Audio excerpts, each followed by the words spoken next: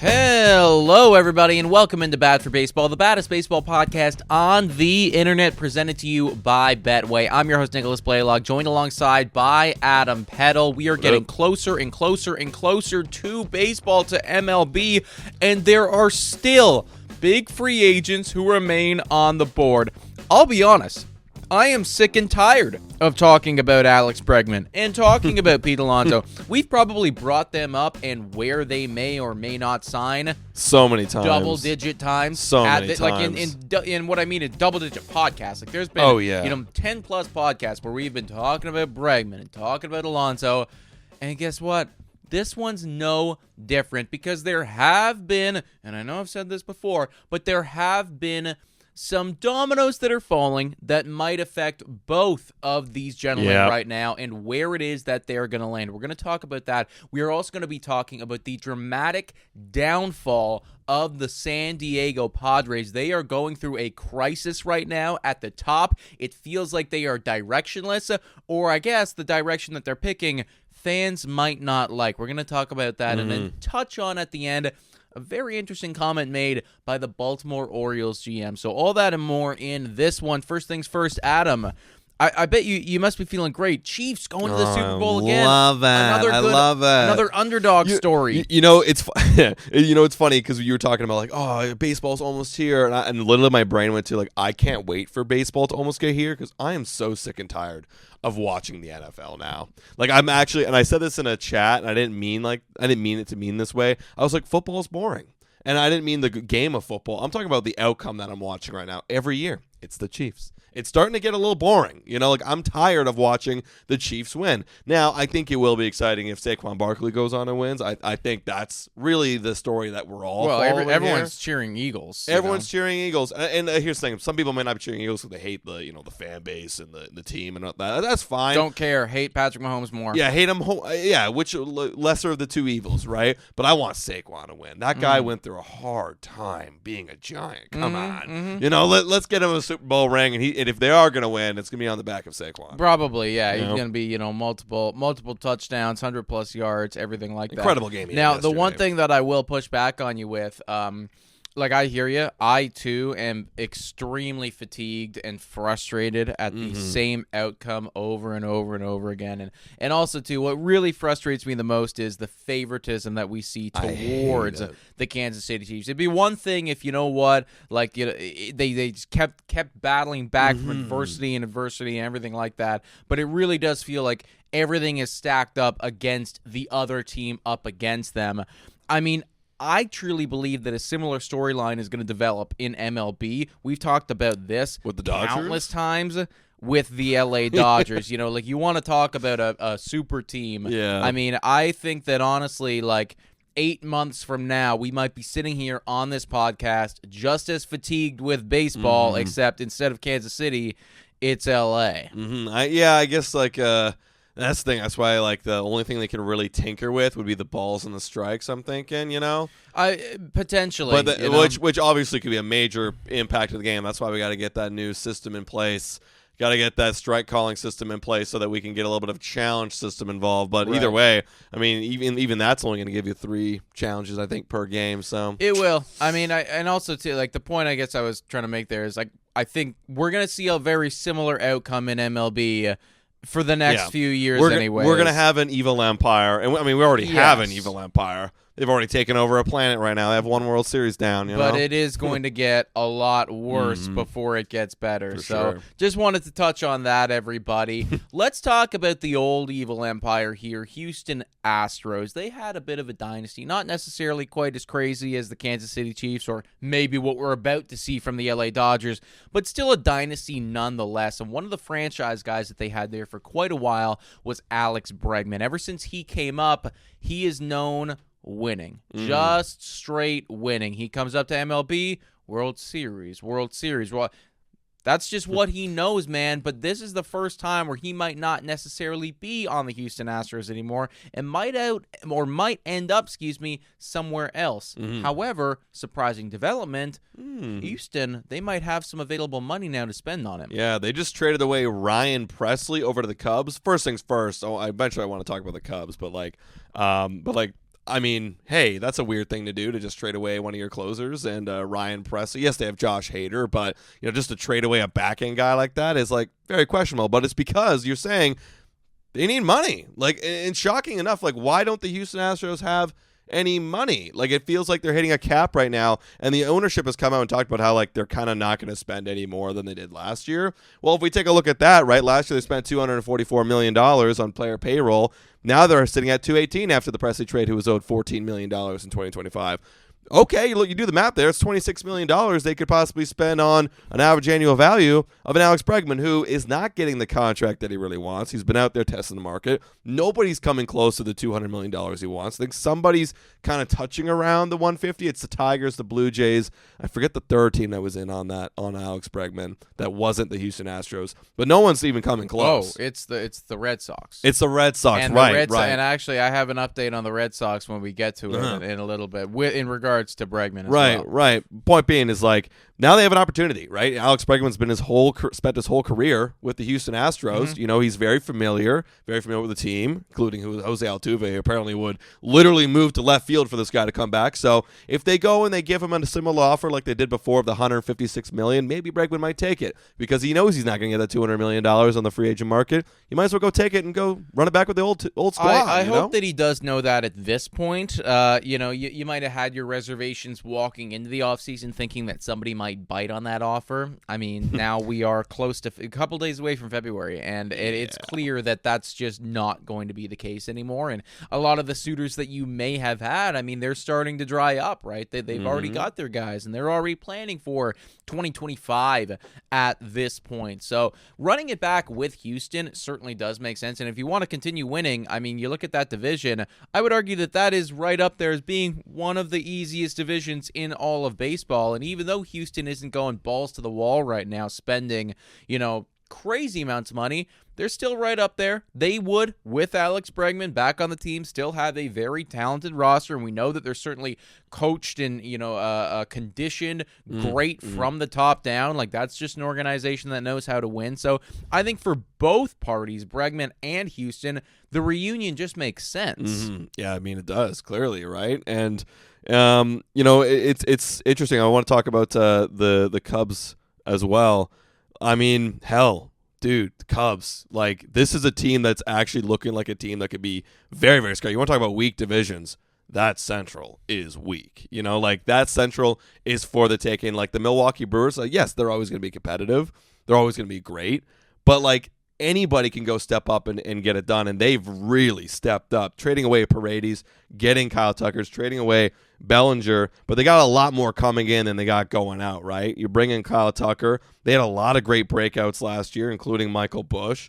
You go and you add to that bullpen and getting Ryan Presley. That's your legit closer right now. And their bullpen looks kind of weak, but they needed to add somebody right there. The Cubs, it's there for the taking, man. Yeah, I mean, last year they were ranked 13th in OPS, team OPS, and then they were also ranked 10th in team ERA. So solid. Above average in both areas. And, you got to hope it's like, okay, well, we bring in Kyle Tucker. Can that offense improve even more? And then, the pitching staff, you just helped out with Ryan Presley. Like, what can they continue to build on?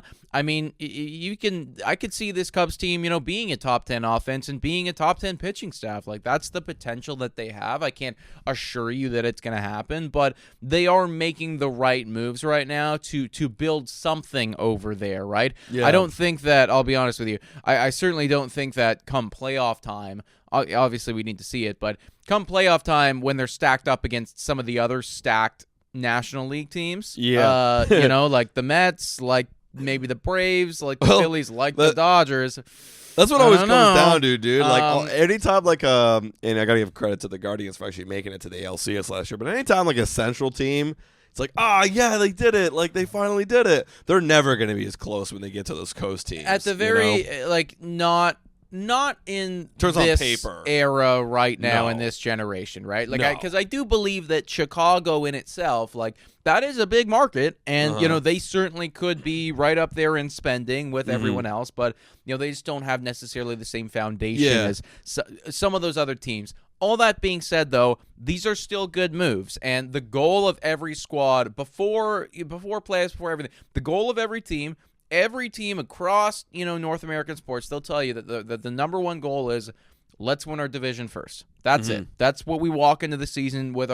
That's our sight. Let's win the division first. Then we transition to, okay, let's win this, let's win that, let's win the World Series. Right. But number one is let's win our division first. Get some playoff appearances. Exactly. That's it. And I would say that you are now well on your way to, or at least giving yourself enough of a foundation to complete step one and win that division. I guess maybe I was being a little bit too harsh on them because really in baseball, anything could happen, really. You get to the playoffs, anything could happen. But granted, if I'm taking the favorites here, like I'm obviously not going to take these guys to win if they're up against the Dodgers in the NLDS, right? Like obviously the Dodgers would be heavily stacked. Now, I do want to circle back to the Houston Astros a little bit just to finish that off.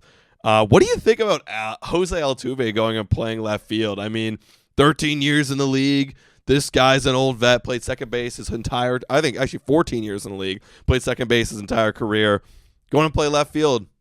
I mean, whatever. Look, I think that he's a baseball player, and I think that he recognizes, like, being a veteran as long as he has, that having this team or having Alex Bregman on this team, regardless of what position I play, would make us better. And for somebody like Jose Altuve, you've done a lot of the personal achievements. You've got enough of a resume. Now, granted, they might hold some stuff against you, come voting time, but you have enough of a resume to, make a strong Hall of Fame case.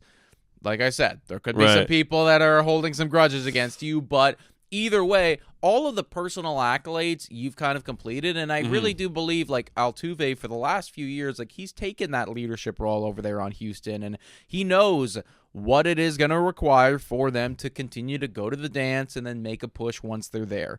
Having Bregman on the team is better for them, than him staying at second base or whatever have you. So I don't know if he actually would do that or not, but I think that the message is sent out that, like, listen, we're behind you as a team. It's not just management. We all want you back over here, and we're willing to adjust if you come and join us. Well, I just took a look at his baseball savant. Dude, he sucks defensively at second. Is he terrible? Yeah, dude. I thought he was a former Gold Glove winner. I mean, I'm fact check me on that, but I'm pretty sure he was. But I'm looking at his savant page, and like the defense has fallen off. Like the arm strength's obviously not there because he only plays second base, and he's a little guy. He doesn't have really much big of an arm strength. But like in 2024. The outs above average was -9. That's the third percentile, third bottom percentile. The arm strength of 7th percentile. Like, it is atrocious. So he did win a Gold Glove, but it was back in 2015. Oh yeah, so and there you go. And there hasn't been anyone since 2015. Oh, okay. So. They don't even have like outs above average in 2015. So I guess they were just like, you look good. You look pretty good. You look good. But literally, dude, like this guy. Is terrible. So now I'm looking at it, and like he has above average base running speed. Obviously, base running speed and outfield speed is not exactly 1-for-1 like comparison because there's different kind of breaks and stuff. But like still, I mean, but maybe you can go get it. Yeah, exactly. Like you are quick, and you should have the legs underneath you to go do it. Yeah, I mean, like again, this is fine for me. I mean, this is a tertiary thing, all things being considered, when you're talking about bringing Alex Bregman back. Like, you got to get him back. Yeah, I really do believe so. Like, and also too, you just lost Presley, which is a good player, and I know that you have Hader, who is phenomenal, but you were certainly this offseason losing a lot more than you are adding. Yeah, bring Alex Bregman back, and we can hop back on the Houston train. Right. It is interesting, man. I don't know why. Like I said off the top, like. You'd think like a city like Houston would be able to spend, but again, it all comes down to ownership. But they are still spending, dude. They spent $244 last year. But like that's upper echelon. But that's the thing. They've been kind of spending that for a while. It's like, well, other teams are kind of other teams are accelerating that a lot more, but other teams are kind of gradually going up. Like they've been kind of just staying at the same mark. Like, well, what was that in terms of like where were they ranked in all of the league? In all the league, I think they're like 10th. I think they'll be 10th, I believe, in the league. No, sorry, that's the Padres. Let me look. I gotta look it up. Right. Because I mean, I think they do $244 million in payroll. Like, I don't think that's anything to scoff at, man. Like, no, but like, I'm just saying, like, did you really have to trade away $14 million to then add Bregman? Like they have a hard line. That's the thing. They have which is kind of again like interesting to me why they had to do that trade in order to get Bregman back to save like a 10, 14 Well, million I would dollars. imagine obviously the CBT threshold is factoring in a lot, and potentially if they were Right. over it last year, trying to get under it again this year type thing. I also think that you need to understand as well, or factor in the fact that for some of these other teams, like LA is different because now they have Ohtani and they're gonna do it forever. But for a lot of these other squads, they're just trying to win, and the Astros have won several times in the last few years, and it's like, okay, we've done that, we've kind of accomplished that, and now I don't want to say that we can chill, but it's like there's an element now of, all right, like we can relax a little bit, Yeah, I mean, if I was a fan of that team, I'd be like, nah, you go out and you get it done. Well, of course. I mean, if I'm a fan of any team, I'm like, no relaxing, spend all your money all the time. Yeah, literally. No savings for you at all. Yeah, I know. I am being nitpicky, but it's just interesting when you got just such a good roster and you're not really building up to get that next level. Because especially with the AL East being wide open, or not AL East, sorry, the American League being wide open, it's just like, go get it. Where were they ranked last year? Last year they were actually ranked third. This year though they're seventh. They've taken a major step back. I mean, third, seventh. I think that's still a big spender in my opinion. Yeah. Maybe they're not necessarily spending a ton on Bregman, but also too, let's face it, the $200 million that he was asking for is ridiculous. That is ridiculous. ridiculous. And to their credit as well, they did offer him $156 million, which at this point, is amazing. You'd be like, oh, okay, that's actually a lot of money. Do you think they were going out and trying to do it? Do you think he gets the 156, or do you think the Houston Astros now lowball him? Because the market determined it. I'll be honest. If I'm Houston, I would lowball. I'm lowballing, and it's at this point, it's yes, it's the market, but it's also like dude, we like you. Yeah. We offered you that, and you told us to go fuck off. Yeah. So. Well, yeah. I mean, even with the Pete Alonso thing, I know it was years before his free agency, but they offered him 100. I think it was something similar, 156, 7 years, and he was like, nah. And now it's well, you ain't getting that again. Exactly. You're older now. We had it there. Yeah. It was on the table. Yeah. It's a different time now. Exactly. And this is just business, right? That's the risk. That's the risk. Exactly. Just as it was business for you to say no and hit free agency, well, sorry, we're not about to offer that up again. Exactly, right? So, yeah, honestly, I think Houston's fine, but I do think that getting Alex Bregman back would be a major upgrade for them than currently what they have right now. Yeah. Speaking of other potential suitors for Bregman, I said I was going to bring something up in regards to Boston. This is obviously going to impact his price quite a bit because Boston, they're not willing to go more than a 4-year deal for him, according to a recent report. So, again, this is just going to show that, honestly, the $156 million offer that Houston did shell out whenever it was, a year ago or however, I forget when it was, maybe last year or something like that. Maybe before the season. Something like that. Yeah. But either way, that was more than reasonable at this point because, Boston Red Sox, who we were hearing just a couple days ago, were heavy in this race. Now, this came out this morning at 8:05 a.m., they are not willing to go more than 4 years, which obviously Alex Bregman is not going to like. No. Wow. And that's huge. It kind of felt like they pulled the whole Pete Alonso thing with the Jays where it was because remember, it was oh, crap, Bregman could be coming over to Boston. It's so funny. It all anchored off of that Presley trade. Whether it was going to happen or not happen was going to decide where Alex Bregman was going to go, which is, again, crazy at $14 million. It's going to decide where this guy goes for his career. But maybe that's all just talk. But, I mean, hey, from a Blue Jays fan perspective, not getting Alex Bregman's huge, but from a Boston Red Sox fan perspective, that would be the move that's going to push you over the edge, in my opinion. Get you up there. I will be honest. I do understand it from Boston's perspective because we were talking about it too with the Toronto Blue Jays. When you really break down and look at Alex Bregman, giving him more than a 4-year deal, it doesn't make sense. Concerns me. Yeah. There is concerns there, and I think that Bregman, a great player right now, will he be the same great player at age 36 years old, which would be, 5 odd years from now? I don't know.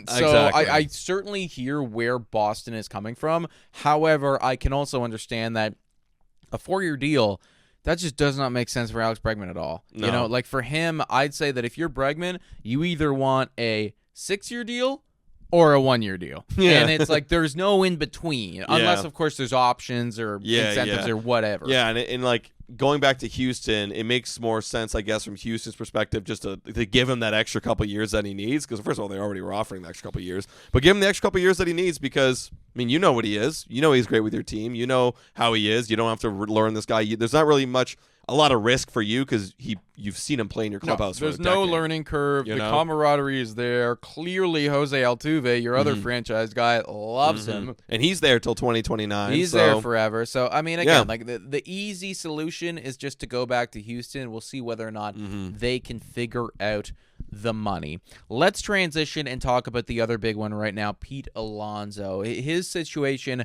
very similar, like you said, last week, or at the very end of last week, Thursday, Friday, tons of rumors, tons of reports were coming out that him coming to the Toronto Blue Jays was like inches away from the goal line. We were right there. All you needed to do was like, give me the push us in, push us across the finish line.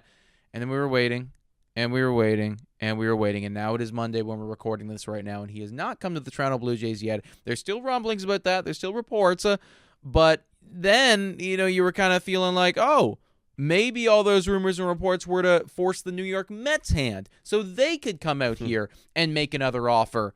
And Steve Cohen, over the weekend, during what is kind of the Mets, like, winter-a-thon or whatever, right? They have this whole fan thing where people come in, they see the players, they meet everybody.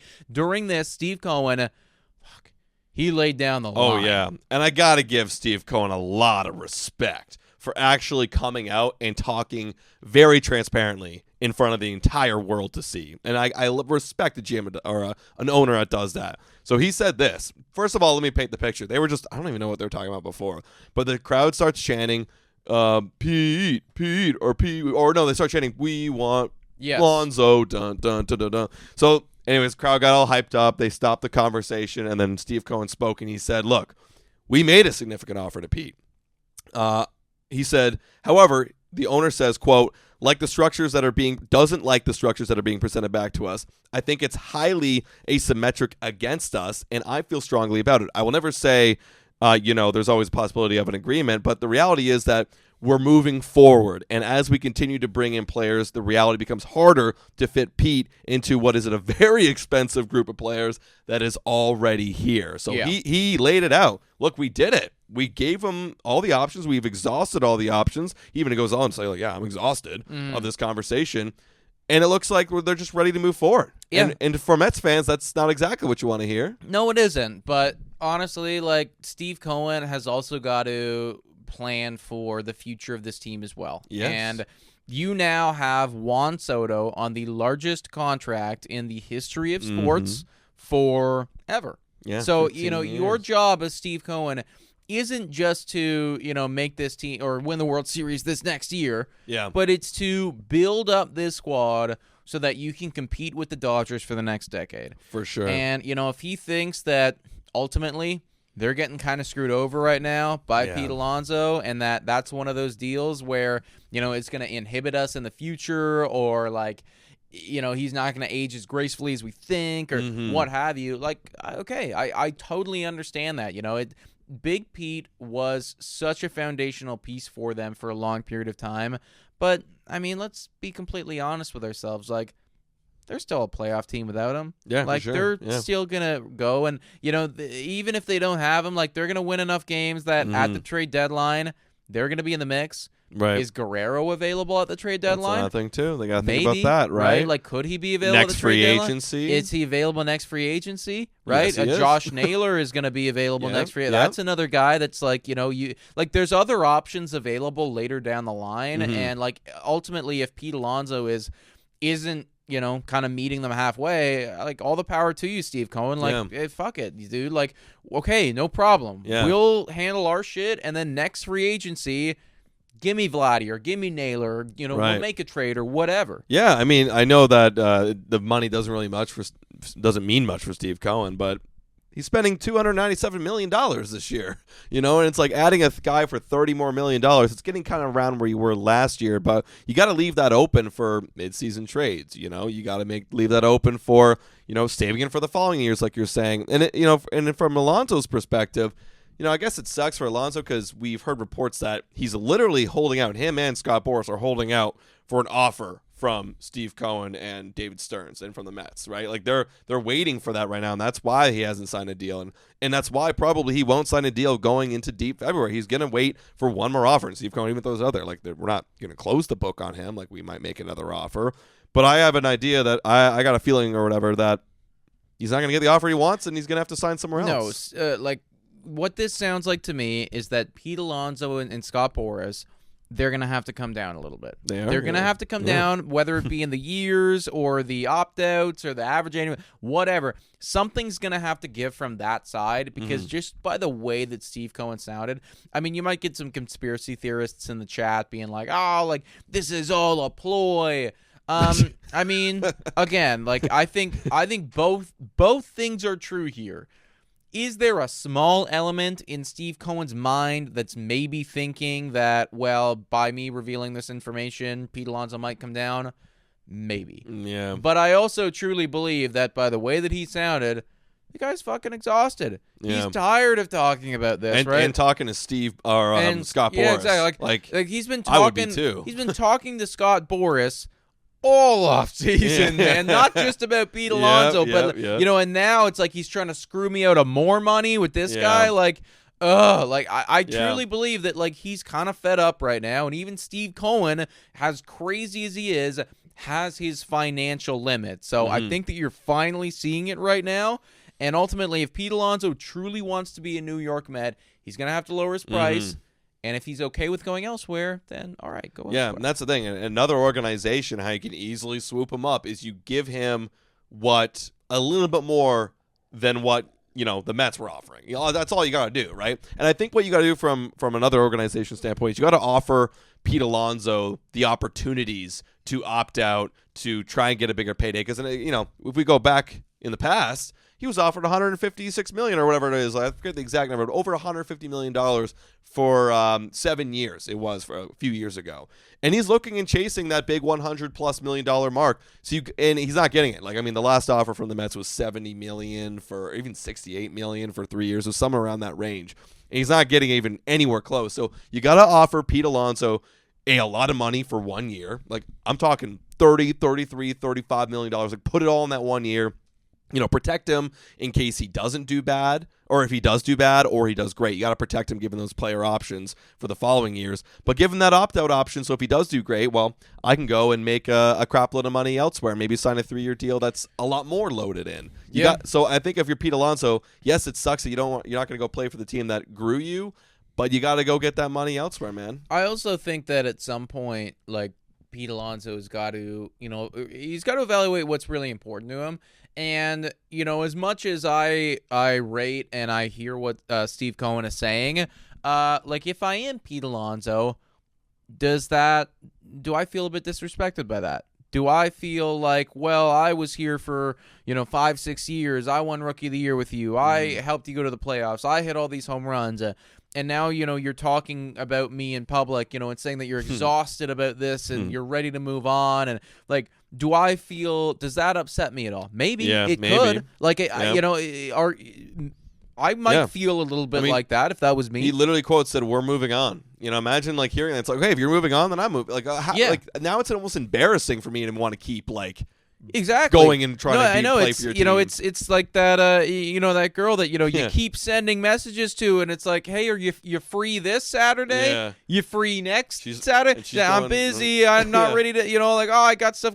Eventually you gotta like hang it up and be like, fuck boys, we got to move on. It's not working right here. So that might be the case for Pete Alonso. Like, this really felt to me like a bit of a breakup talk from Steve Cohen out there. And sad. I think that you got to face facts if you're Pete Alonso. If you're really that desperate to go back to the New York Mets, then you need to lower your price. That's what it comes down to. But if you're okay and you're ready to move on now that you've heard all this, come to the Toronto Blue Jays Yeah, because we would like to have you. Yeah, and I wonder what we will be your bounce back, your rebound. Yeah, and I want to talk about those Jays, but I wonder what Scott Boras would think. Imagine if Pete's like, Scott, let's just cut the money down. Look, what would Scott Boras? What would he say? You know, I wonder what he would say about this. At the end of the day, it's like it's your client's needs. Yeah, of course. But like he's not getting the money he wants. Yeah, like I think sorry to interrupt, but I think that the offer Mets were offering had no opt-outs. It's like that's it. No, and I think that Scott Boras, honestly, like let's face it, if this is up to Scott Boras is taking the highest offer on the table, you know, by any team. He doesn't give a fuck where you go, right? He doesn't give a fuck. You know, but he is doing a good job by his client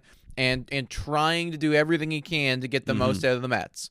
They're not budging. That's right. You know, so eventually he's got to advise his client and be like, okay, well, you could take the much less money, or, you know, we could try to screw Toronto. And let's screw Toronto. Take them for a ride for That's 120 right. or That's something. right. Because the Toronto Blue Jays, going back to the whole beginning of this conversation, the Toronto Blue Jays, we thought, or they thought, or maybe fans thought, that they had it right there on the goal line, and they just needed to push it in. But it wasn't a Jalen Hurts tush push; it was a Josh Allen's tush push, and they couldn't get it. How to do that? They couldn't get it exactly right over. But point being, there's a lot of good feeling and skepticism that, like, you know, maybe that there possibly could be a deal in place, but they're working out the details. I think there could be an offer, a pretty good offer on the table, and that's what everyone's talking about right now. Maybe that's where all the rumors started.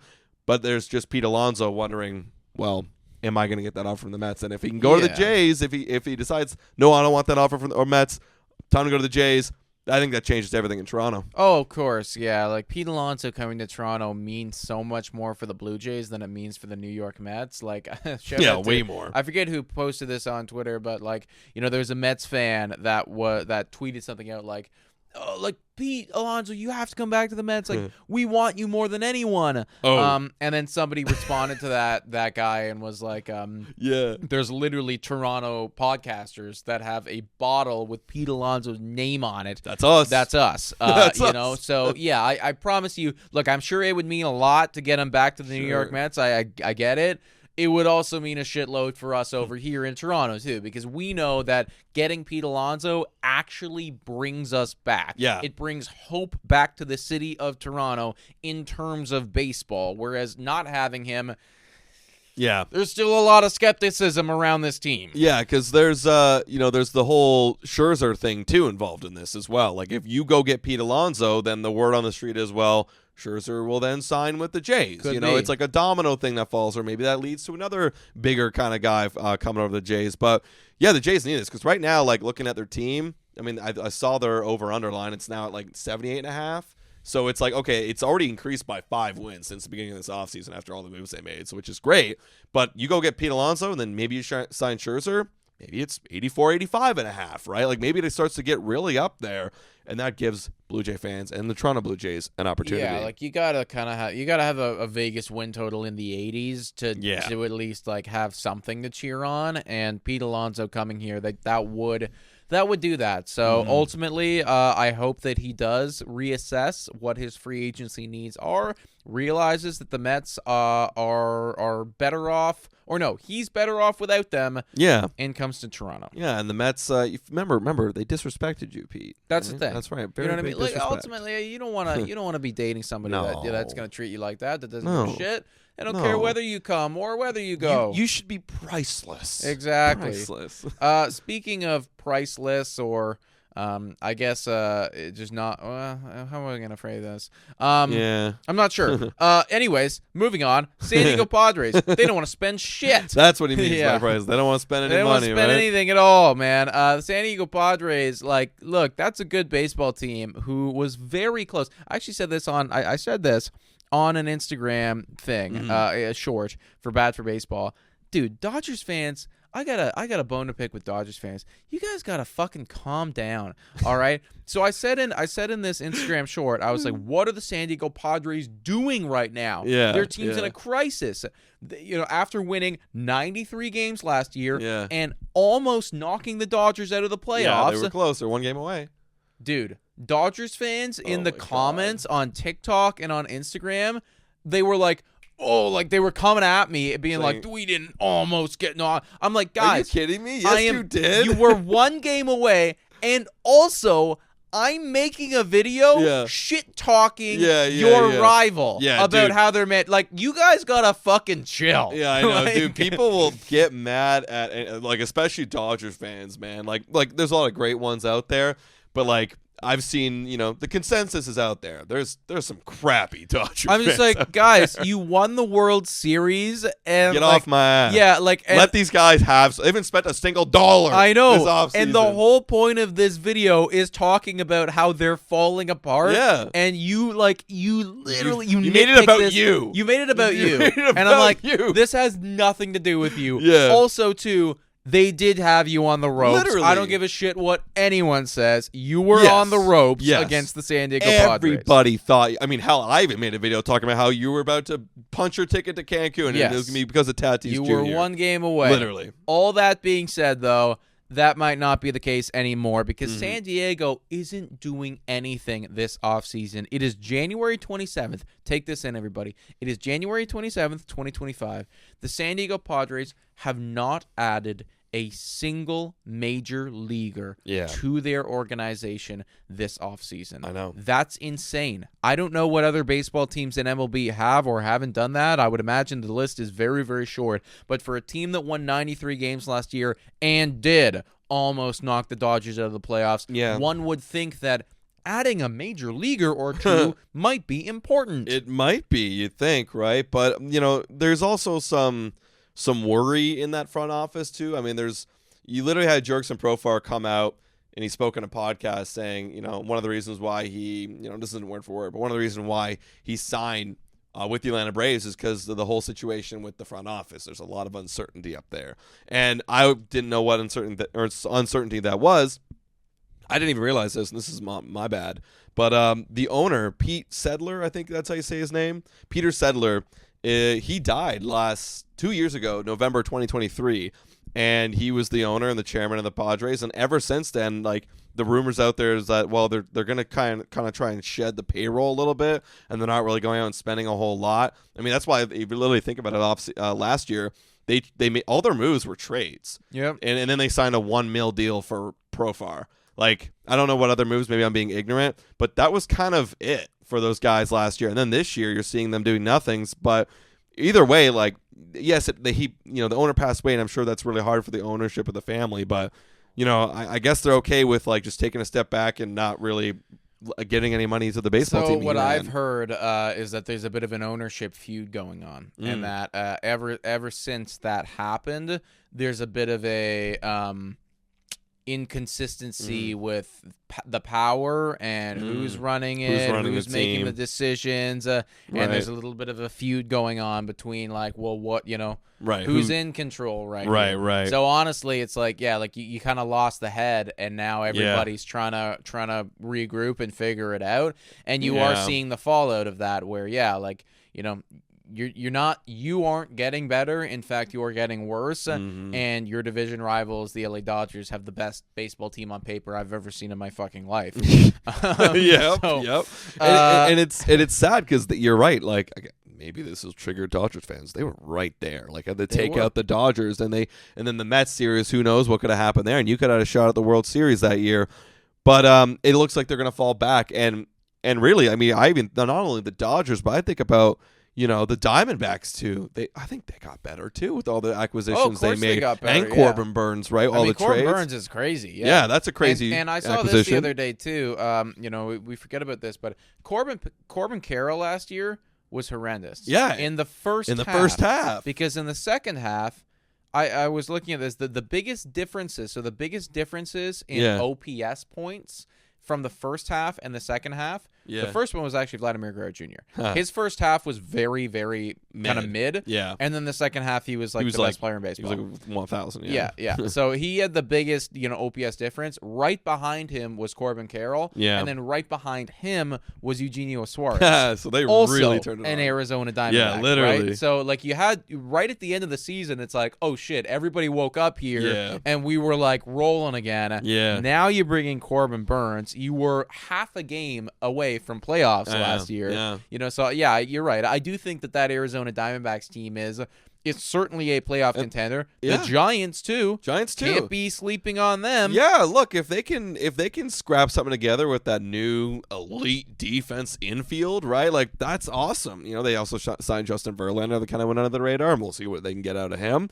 But like they could make an attempt to, compete for a wild card. That's the thing. Be a they threat. Could do something. Right? It just feels like right now the momentum of the Padres has left them completely. It's left, and everyone's getting better. And also, like this is not the type of shit that you want coming out from the media. Like the fact that I am reading about an ownership feud, I can only imagine the conversations that are happening in the building with the players. Like with you just got to imagine that the culture of winning. Yeah.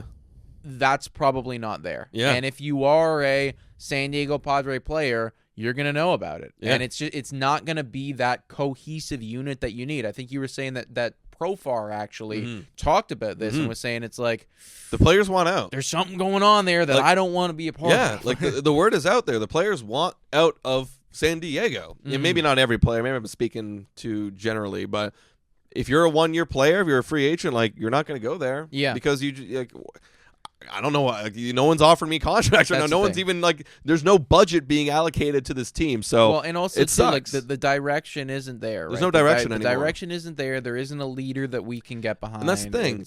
Peter, the former owner and chairman, had a direction. Like that was very clear. Like he made all those moves. They were going on a tear. Yeah. Passes away.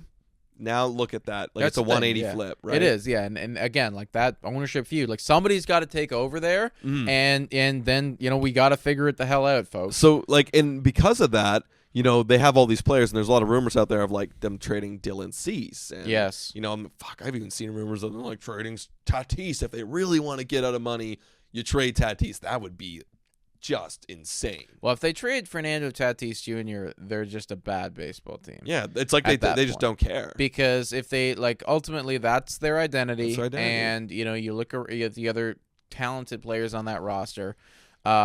Machado is only getting older. He's gonna get older. And his contract eventually is going to start to look kind of rough. Bogart's only getting older. Already looking bad. You got him till he's like 42. Yeah, that's already looking bad, bro. I mean, that could be a real bad one, right? Yeah. So if you trade Tatis, woof. Isn't it crazy Tatis is still 26 years old? Yeah, I knew he's young. That's crazy. Yeah, man. that's the thing. Like, he's got forever. Yeah. He's got forever, and that is why if you are a fan of the San Diego Padres or somebody like me looking from the outside looking in, I'm like, there's still a lot of talented guys here. Yeah. You almost had the Rookie of the Year in Jackson Merrill. Yeah. Right? Dylan Cease is a phenomenal pitcher. Yeah. Bogart's had a down year, but you got to hope that there's a bounce back right there. Machado's still really, really good. Like, there was pieces to be excited about, and if I was the Padres, bam, we re-signed Profar. The deal wasn't that expensive. What he inevitably got paid. You re-sign Profar. You bring in, one or two other pieces, and bang, we're right there. I'm not saying that you're Dodger level, but you're still going to be real good.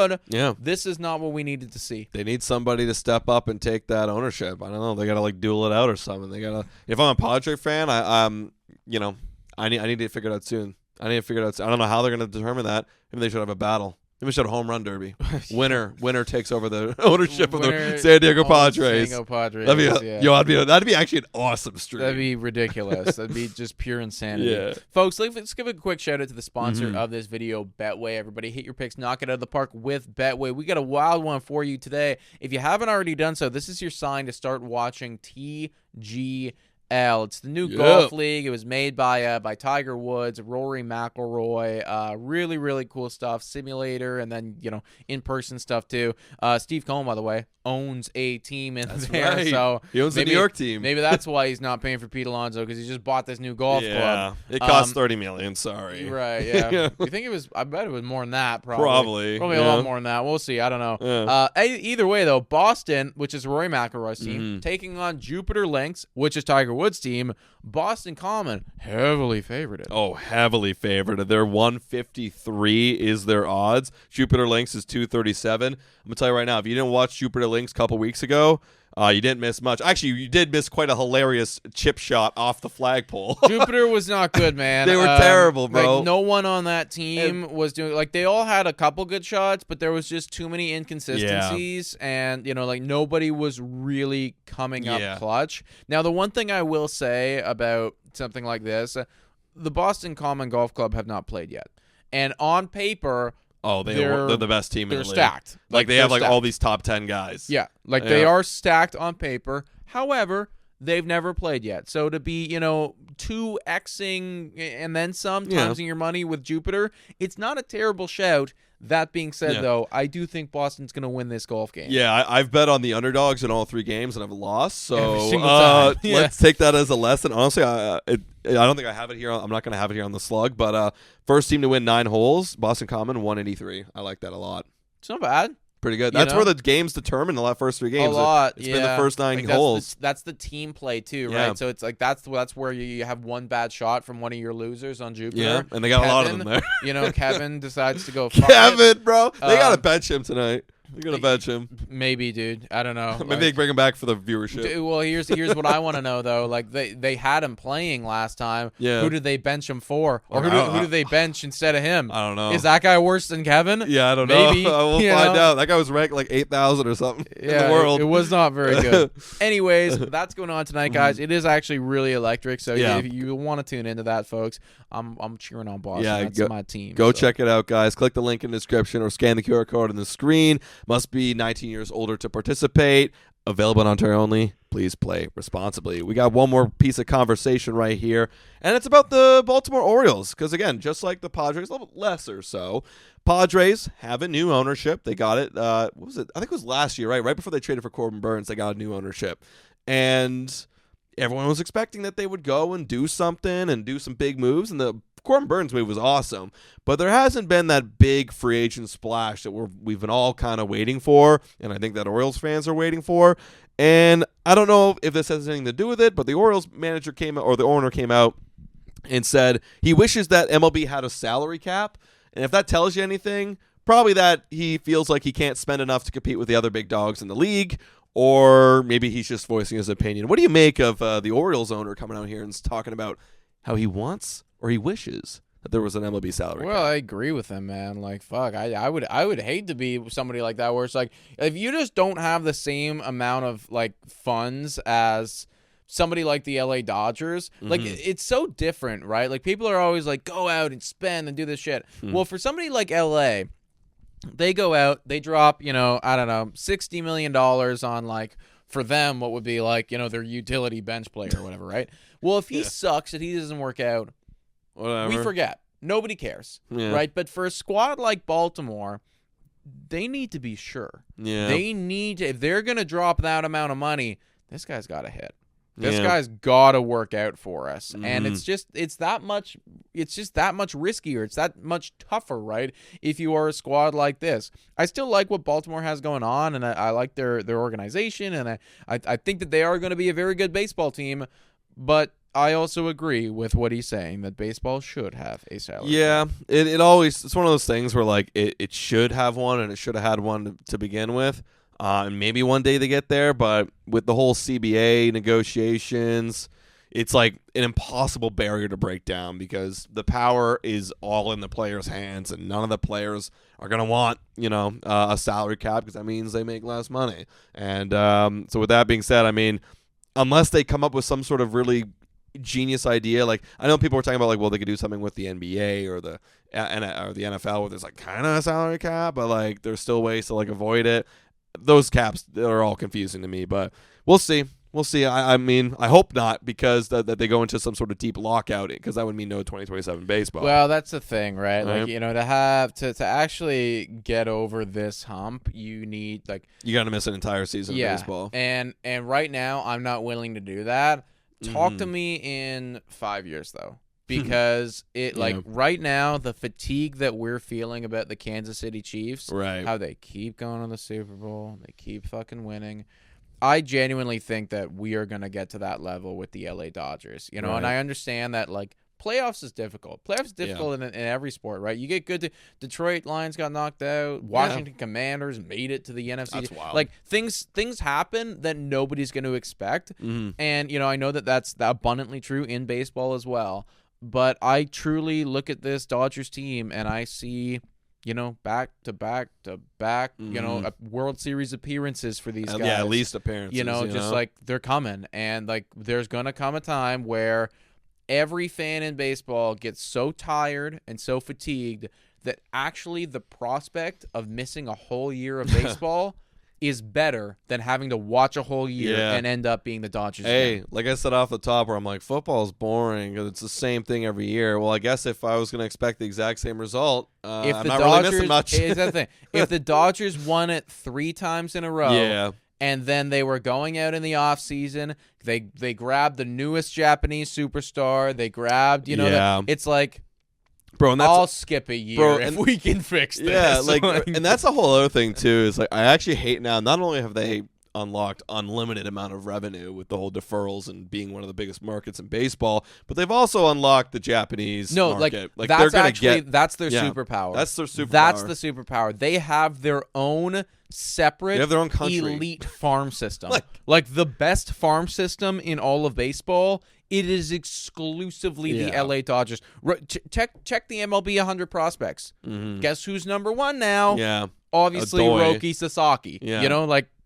This is it's going to keep happening, and there's going to be new guys that are coming up from the NPB every year. It's just going to get easier and easier for them. You know what you got to do? You got to have a draft. You got to change the international signing bonus thing to like a draft. I don't know why they haven't done that. I've always thought that, man. Why is there a draft for American players and then the signing bonus? It's the dumbest fucking shit ever. It's like, okay, I get that everybody's stuff is different. Yeah. And, people are, like in Dominican, it's different than Japan. Yeah. Figure it out. Why don't you somebody figure it out? Why don't you have a draft literally in the week where there's the period of signing bonus? Or pool, replace that with draft, and then just give the bonus pool money to your first round overall, or whatever it is. Because now you are going to see every single young Japanese player, especially if Ohtani and Yamamoto and Roki, especially if you see them have success. Yeah. Which, let's face it, they're going to have. Right. But if they all do well, here you go. Yeah. Look at what we did with all these other nice young Japanese players. You want to come be really good at baseball and win World Series? Come over. I know, exactly. To the closest place to your home as well. Exactly, right? Like, obviously, with it's players like Ohtani and Sasaki where they join that international pool. Like, we got to have a draft for that.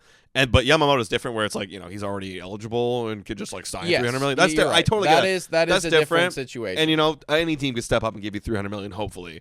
But maybe not every team. But I think it's gotta change. Like that, I'd like to see change. Actually, yes, because this isn't the first time that this is gonna happen. And let's face it, man.